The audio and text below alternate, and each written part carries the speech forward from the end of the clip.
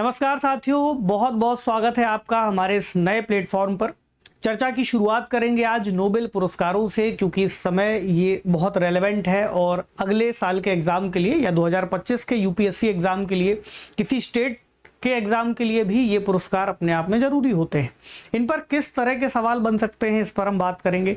आपको कैसे सवालों को ध्यान में रखते हुए इन पुरस्कारों पर नजर रखनी है, कैसे इनको देखना है। साथ ही अगर आप जीएस के पेपर पर थोड़ा सा ध्यान देंगे जो मेंस के स्तर पर होते हैं, तो उन पेपर्स में कैसे आप इन पुरस्कारों से उत्तर फ्रेम कर पाओगे। आज हम बहुत सारी बात करने जा रहे हैं, लेकिन नोबेल पुरस्कार अभी कई सारे मिल चुके हैं और कुछ क्षेत्रों में मिलेंगे। तो आज हम एक पार्ट में वीडियो करेंगे और उसके बाद अगला वीडियो दूसरे पार्ट में आएगा। अभी के लिए जो नोबेल पुरस्कार है वो 2024 के लिए दिए जा रहे हैं, तो ध्यान रखिएगा 2024 का नोबेल पुरस्कार इस बार दिया गया है। तो सन इसलिए महत्वपूर्ण है क्योंकि 2025 में जो पुरस्कार विजेता होंगे वो बदल जाएंगे। याद करो आप 2023 वाला जब पुरस्कार आए थे तब भी मैंने विस्तार से इन पर चर्चा की थी, हालांकि प्लेटफॉर्म दूसरा था, लेकिन अब हम सभी डिस्कशन इसी प्लेटफॉर्म पर करेंगे। तो पहला सवाल यह है कि क्यों दिया गया, और दूसरा जो प्रश्न आपको ध्यान में रखना है वो किसे दिया गया।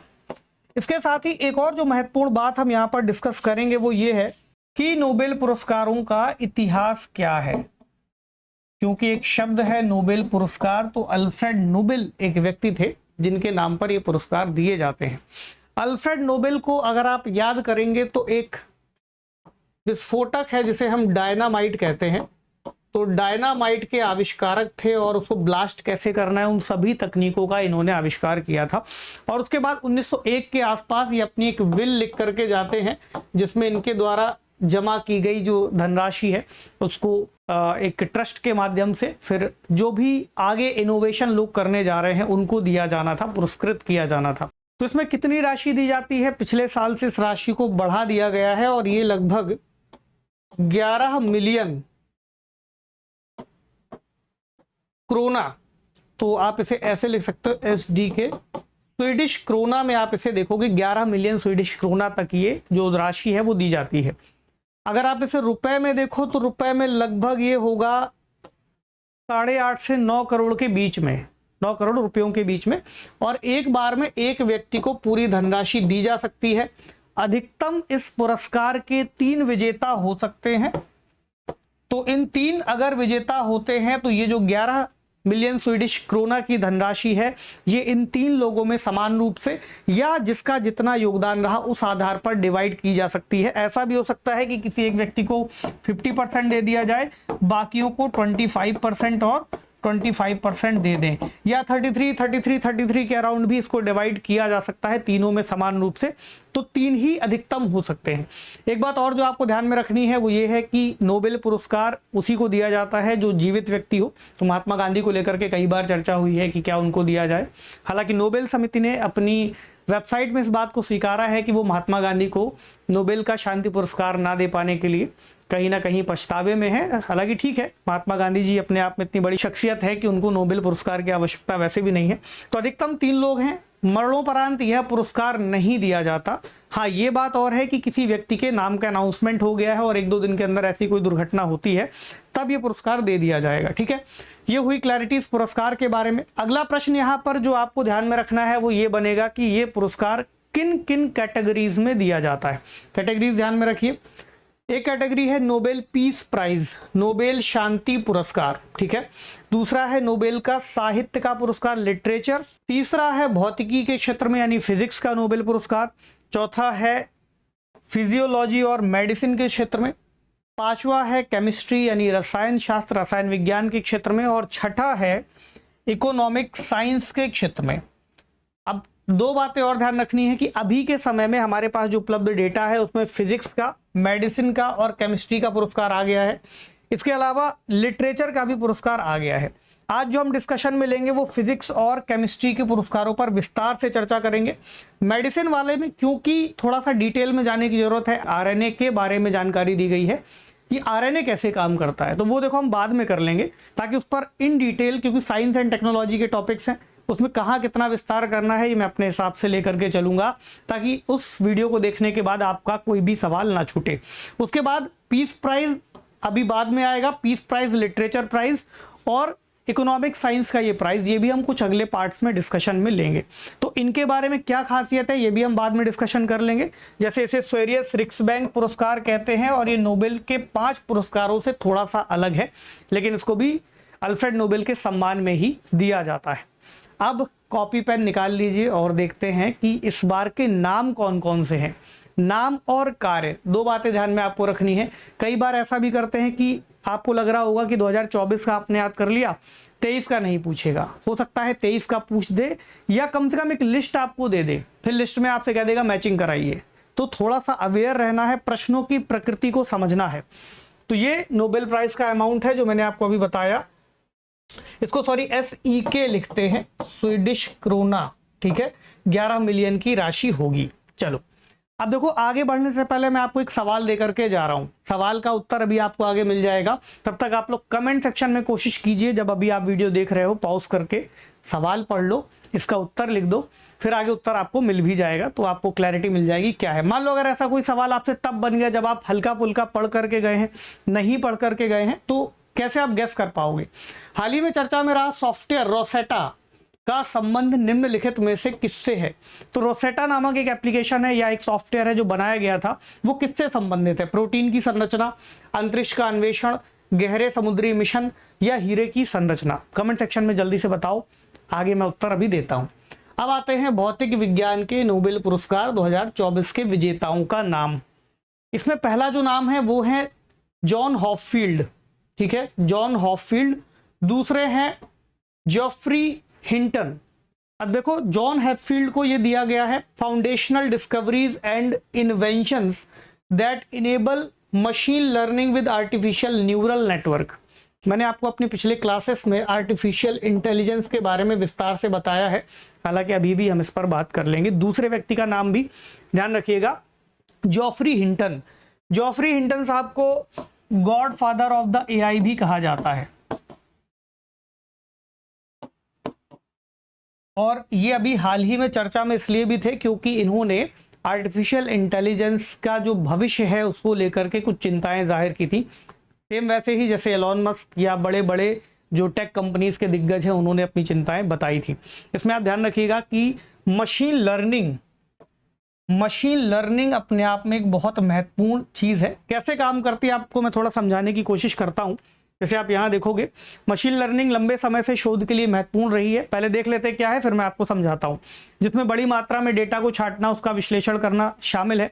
जॉन हॉपफील्ड और जेफरी हिंटन ने भौतिकी के उपकरणों का उपयोग करके ऐसे तरीके बनाए जो आज की शक्तिशाली मशीन लर्निंग की नींव रखने में मदद करते हैं। तो एक पॉइंट यहाँ पर जो अभी निकल करके आ रहा है, मशीन लर्निंग, इस बात को आप बहुत आसानी से समझिए। जिस तरह से हमारा मानव मस्तिष्क कार्य करता है, हम किसी चीज़ को देख करके, सुन करके और अपनी मेमोरी में स्टोर करते हैं। दूसरा तरीका ये होता है कि अगर हमें किसी भी चीज़ की आवश्यकता है, हम कुछ याद करना चाहते हैं, तो हमारी मेमोरी में जो पड़ा हुआ है हम उसको वापस से रिट्रीव कर सकते हैं। लेकिन अभी के समय जो मशीन्स हैं वो सीख तो जाती हैं किए गए कार्यों से, लेकिन वो कुछ नया इन्वेंट करने में सक्षम आज के समय में नहीं दिखाई देती। तो आप इस बात को ऐसे समझो कि आपने कभी एक परफ्यूम छिड़का था अपने ऊपर, ठीक है, आज से करीब 8-10 साल हो गए उस परफ्यूम को। लेकिन अगर आज के समय आपको उसी परफ्यूम की स्मेल दी जाए तो संभवतः आप उस परफ्यूम की स्मेल को याद कर ले जाओगे, उसको ध्यान आपको आ जाएगा कि हाँ आपने कभी ऐसा परफ्यूम स्मेल किया है।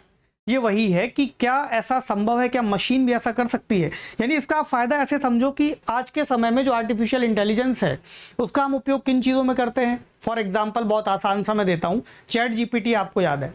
चैट जीपीटी क्या करता है, डेटा आपने उसको कहा कि मेरे लिए एक एप्लीकेशन लिख दो, उसने लिख के दे दिया, लेकिन वो आपसे पूछेगा कि आपको किस तरीके का एप्लीकेशन लिखाना है, और जितने बेहतर आप उसको कमांड दोगे वो उतना ही बेहतर लिख करके देगा।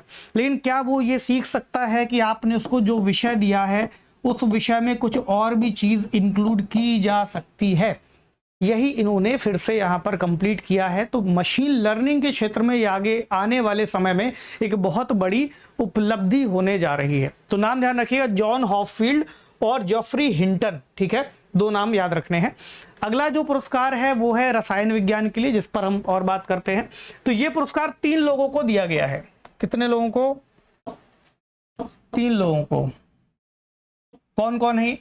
पहले शख्स हैं David Baker, David Baker for computational protein design, David Baker for computational protein design.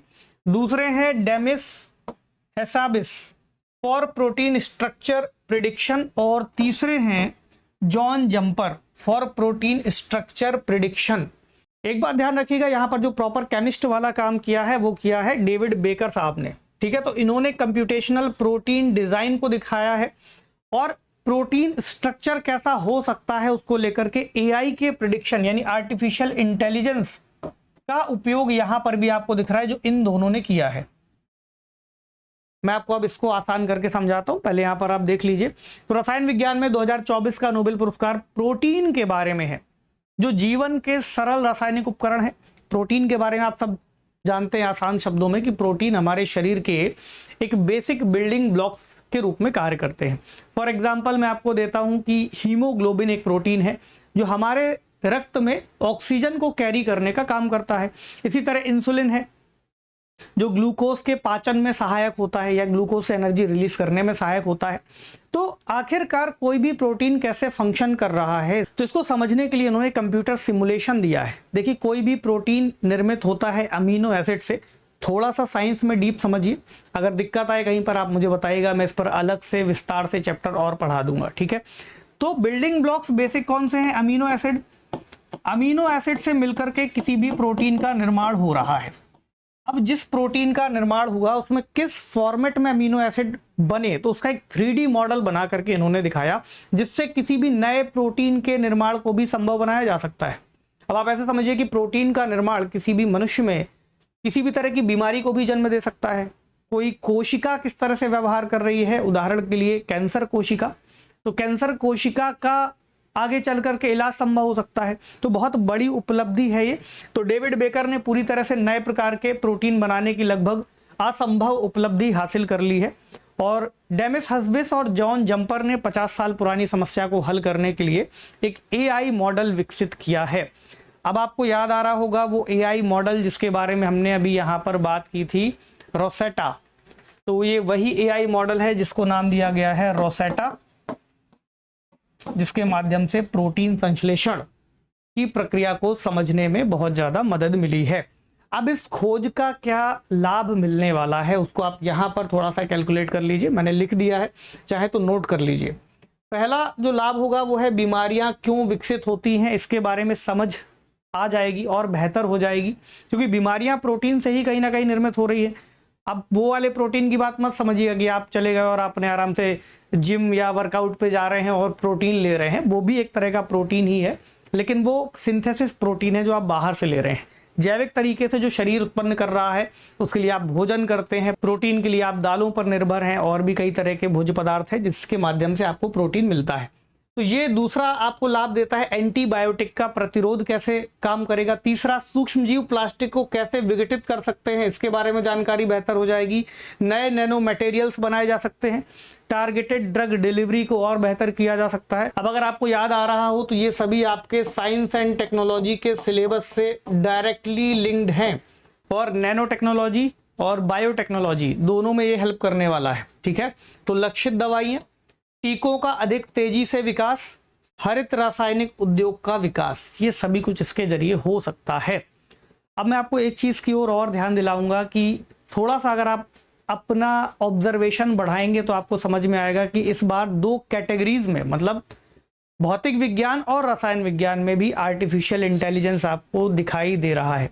यानी कि भविष्य आर्टिफिशियल इंटेलिजेंस में ही है, तो इसको जितना ज़्यादा आप समझ सकें, दैनिक उपयोग में भी कभी कभी प्रयोग में ले आइए। चैट जीपीटी का उपयोग करके देखिए, मतलब सीखिए इसके बारे में, क्योंकि अगर आप अपने प्रेजेंट सिनेरियो में जो कुछ चल रहा है उसको सीखेंगे नहीं तो कहीं ना कहीं आप पिछड़ जाएंगे।